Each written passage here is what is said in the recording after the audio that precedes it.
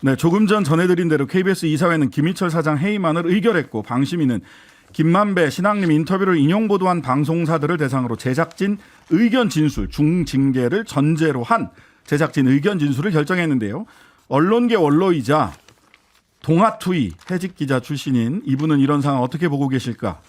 이부영 자유언론실천재단 명예 이사장님 스튜디오로 모셨습니다. 어서 오세요. 반갑습니다. 예, 오랜만에 뵙습니다. 건강해 보이는데 건강 괜찮으시죠? 그냥 괜찮아요. 이제. 예.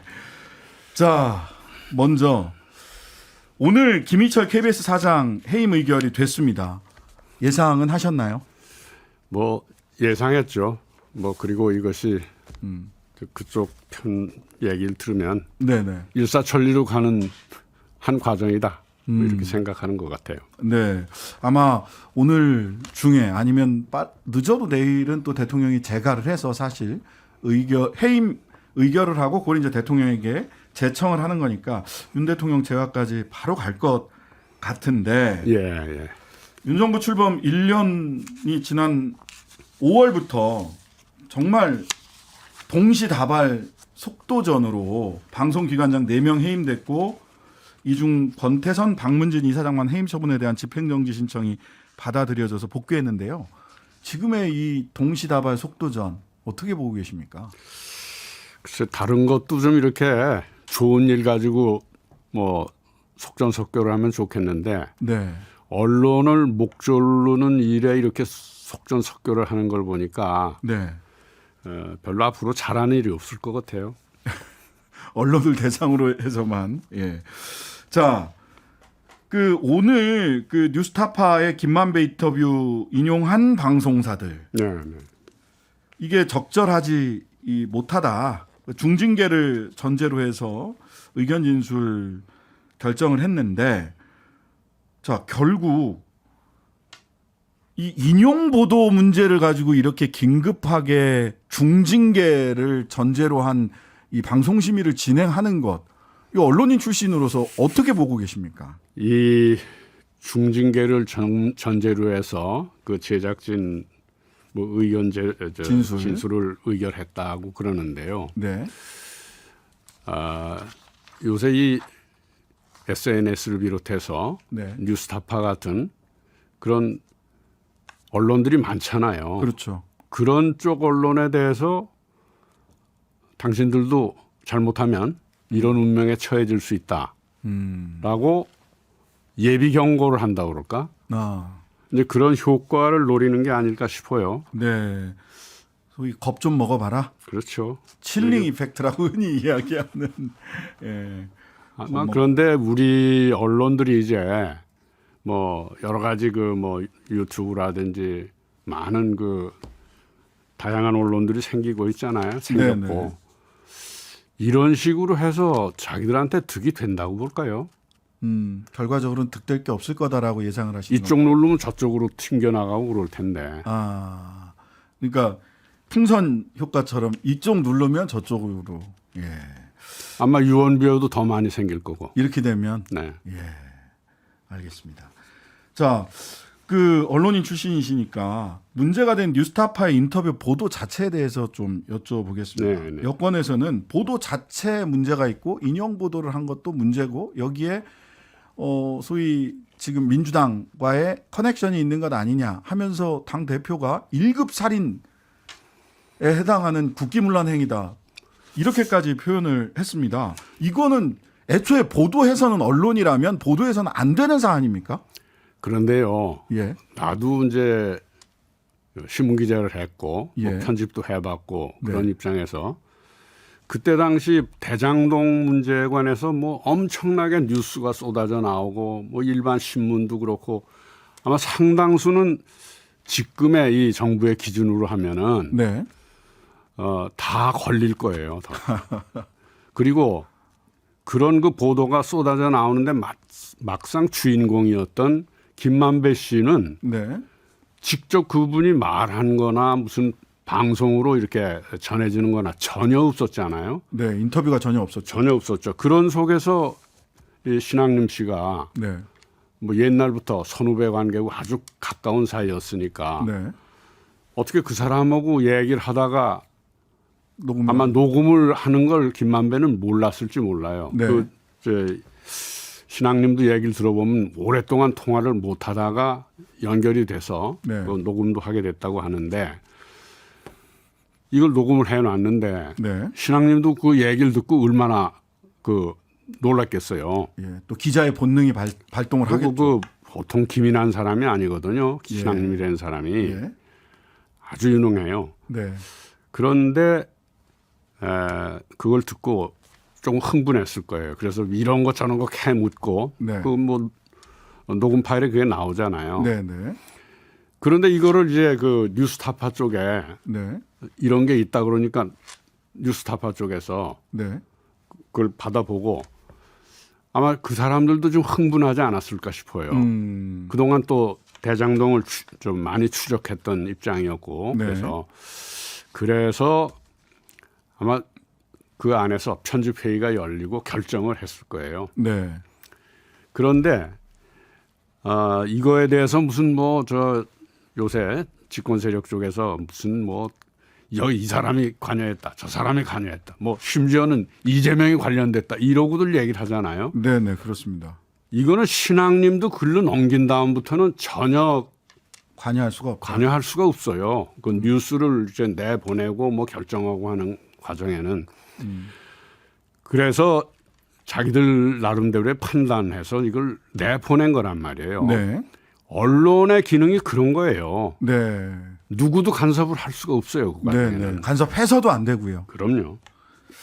자, 언론으로서 당연히 다룰 만한 뉴스같이 있는 사안을 언론사가 책임지고 다룬 것이기 때문에 여기에 대해서 마치 무슨 대역죄를 다루듯이 대역죄인을 다루듯이 하는 것은 적절치 않다라는 취지의 말씀이셨던 것 같은데요. 네. 다만 이게 국민들이 직관적으로는 신앙님 김만배 둘 사이에 책 3권에 1억 6,500 이란 돈이 왔다 갔다 했다는 건 두 분이 어떻게 설명을 해도 이게 적절치 않은 거 아닌가라는 직관적인 느낌이 있습니다. 이 부분은 어떻게 보세요? 뭐 그렇게 오해받을 소진 있어요. 그런데 네. 그 아마 진행자께서도 그 책에 대해서 네. 뭐 어떤 정보를 가지고 계신지 어떤지 모르겠는데 전 그거 직접 봤어요. 아, 그러셨어요? 그런데 이 책이 아니에요. 예. 책이 아니고 데이터베이스예요. 아, 이 동아일보, 조선일보 그 집안하고 재벌과의 혼맥 있잖아요. 네네. 이런 거를 쭉 뭐 저 자식, 손자들까지 누구하고 어떻게 집안이 맺어지고 어떤 과정으로 맺어지고 이거를 도표를 만들었는데 한 7, 8m 되는 그 길이로 그 다 혼맥이 맺었어요. 아, 그렇다면 뭐 김상만 동아일보 사주의 동생들 있잖아요, 형제들. 네. 그 사람들 그 혼맥들도 다 이렇게 연결돼 있고 일종의 이것이 대한민국의 그 언론계, 동아조선 예. 그리고 재계 그들의 혼맥을 통해서 어떻게 한국 사회의 기득권 카르텔이 이루어져 있나? 예. 카르텔이라는 말을 써야 되는데 어마어마한 그 세밀한 그 혼맥도거든요. 네네. 데이터베이스란 말이에요. 네. 이것이 동아조선은 큰 그 아마 약점. 목 속의 가시 같은 걸 거예요. 목 속의 가시 같은 것일 거다. 그리고 재벌들도 마찬가지고. 아, 이것이 책을 제본을 네. 직접 신앙님이 해서 네네. 그 한 10권도 못 만들었어요. 그거를. 그렇게 복잡하게. 그걸 네. 내가 오늘 좀 빌려와서라도 보여드렸으면 좋겠는데 네네. 그게 희귀본이에요. 희귀본. 저도 뭐 그건 뭐 본 적이 없어서 보기가 어려울 것 같습니다. 누구도. 네. 일종의 자료의 보고예요. 그래서 이런 그 금전거래 적절성 여부에 대해서는 여전히 좀 쟁점으로 좀 남아 있는 것 같아서. 김만배 씨가 신앙님의 이 노고에 대해서 형님 수고했어. 그리고 자기가 돈 여유가 있으니까 신앙님이 뭐 어떻게 일정한 수입은 그렇게 있지는 않고 그랬으니까 네네. 뭐 그랬던 것 같습니다. 알겠습니다. 이건 조금 더 좀 살펴보고 지켜볼 문제를 좀 남겨두고요. 네네. 자, 이동관 방송통신위원장이 원 스트라이크 아웃이 가능한 통합심의제도를 만들겠다. 네. 이게 언론을 폐간시킬 수도 있다. 원스트라이크 아웃으로 폐간시킬 수 있는 그런 제도, 강력한 제도를 만들겠다. 네네. 언론인 입장에서 이런 제도의 도입 어떻게 보십니까? 저는 이 얘기를 제가 듣는 순간 네, 뭐 자꾸 과거가 연상될 수밖에 없잖아요. 그렇죠.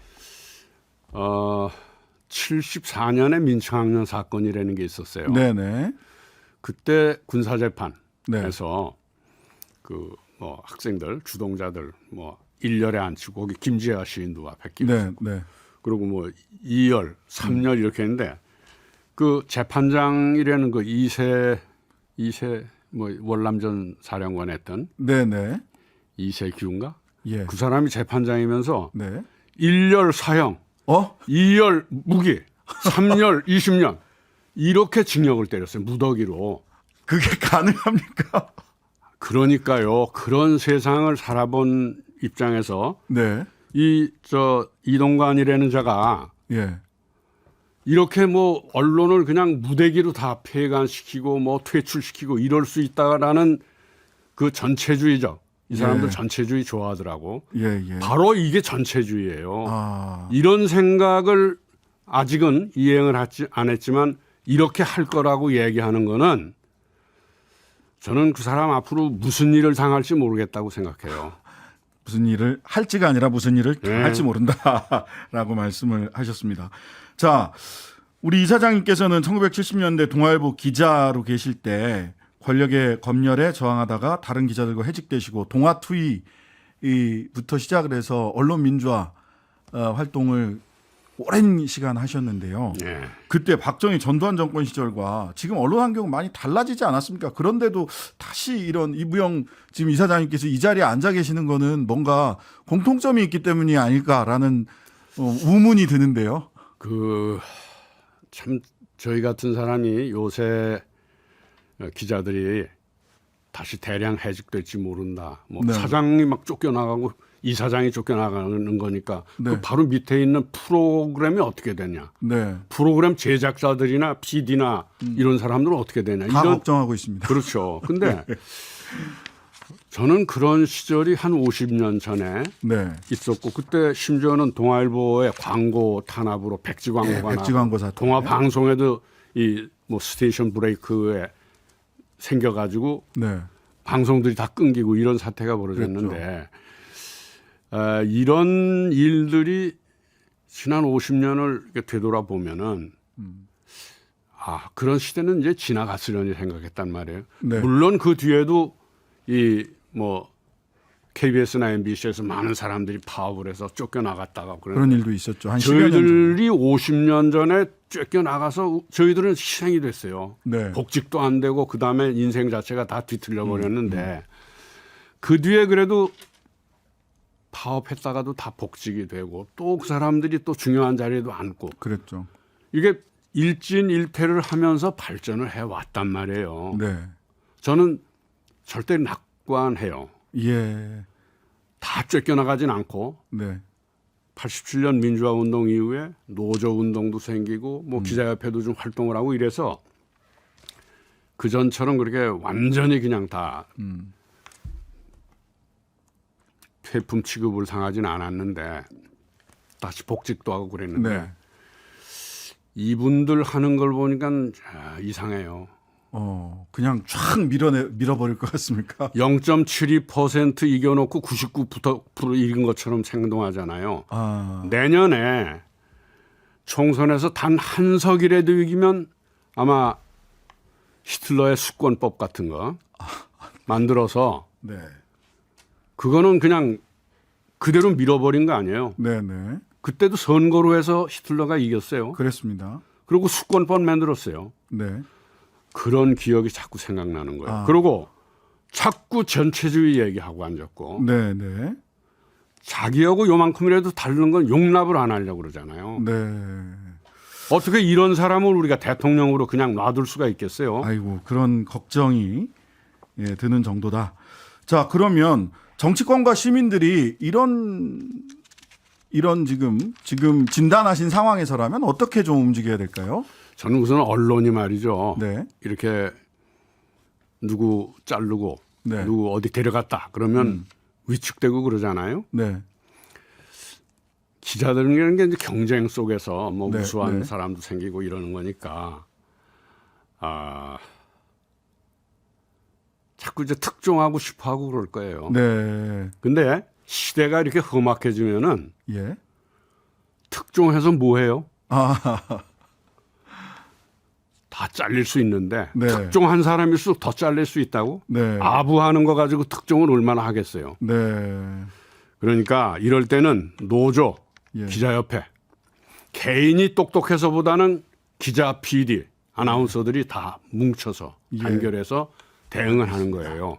그리고 일반 시민들도 이런 그 뉴스 올바른 소리 하는 데는 더 많이 지원을 하고 알겠습니다. 더 많이 청취하고 일해줘야 되지 않을까 싶어요. 정치적 리더와 관련된 리더십, 어떤 리더십이 이럴 때 필요한가에 대해서 여쭤보겠습니다. 오늘 마침 김대중 전 대통령 탄생 100주년 기념으로 열린 평화 통합의 세계 지도자 김대중, 빌리 브란트, 만델라 국제학술회의에 이사장님 참석하셨다고 하는데 네. 세 분 모두 평화, 관용, 화합의 지도자들입니다. 우리 사회에 필요한 리더십, 예. 어떤 리더십이어야 될까요?